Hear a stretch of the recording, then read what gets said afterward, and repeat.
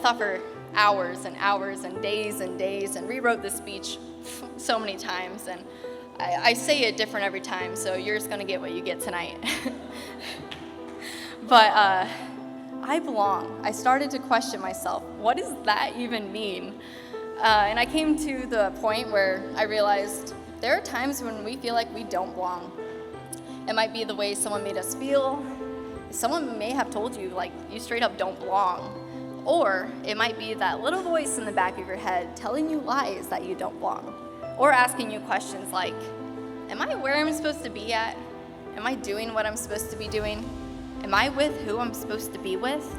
All of these questions become interrogating because they all end up at the same crossroad question, which is, do I belong? And if so, how?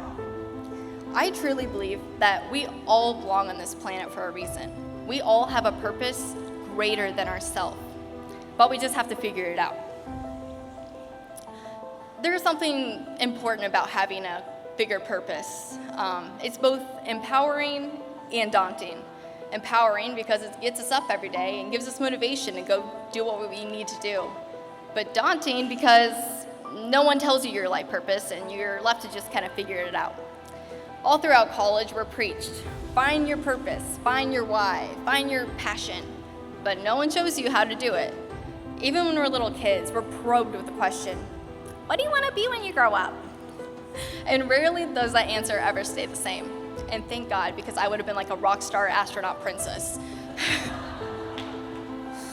But the thing with belonging is it's not about fitting in. It's actually quite the opposite. It's looking at things that make you different and looking at the stuff that makes you unique and how you can contribute it to the world. I never felt like I truly belonged. I still do. I have a really unique sense of fashion. I've had this in my closet for years, and this seemed like the perfect occasion to bring it out, but thanks, yeah. I've always had a really unique sense of fashion, and sometimes people would make remarks, and sometimes rightfully so, because what was I doing wearing high heels at 7 a.m. to middle school? But I used to look back and cringe on moments like that, but now I look back and smile, because that was a way for me to show my true, authentic self. Another place I felt like I truly belonged was on the soccer field. When I put my cleats on, all my problems went away. I was part of a team, a valuable player, and I felt like I truly belonged. I'm from Rensselaer, Indiana. It's a smaller city in the region, and growing up, they didn't have a girls' team for me to play on, so I had to play with the boys. I was the only girl playing against all the boys in the region. On a piece of paper, I did not belong, but I felt like I was exactly where I needed to be. Throughout high school, I decided I wanted to play in college, so I worked super hard, and my sophomore year, I started to get noticed. Junior year, I was super excited, because that's when coaches start getting serious, and worked super hard. I'm in game 3, going for my 3rd goal, and then I tore my ACL. If you know anything about the ACL injury, it's that it sucks. 9 months of rehab, relearning how to walk, relearning how to run, relearning how to kick a ball. But I wanted to play soccer, and I wanted to feel like I belonged again. So I worked super hard, and by a week before senior year, I started to feel like myself again. And then I tore my other ACL. This time, it wasn't as painful physically, but that's because inside, it just tore me apart. 9 months of rehab, relearning how to walk, relearning how to run, feeling like I didn't belong anywhere. My injury was one of the greatest things that ever happened to me. It made me reevaluate my life, reevaluate my purpose and my belonging. I don't belong I'm not an athlete. I'm a human with a purpose. I don't belong because of my athletic ability.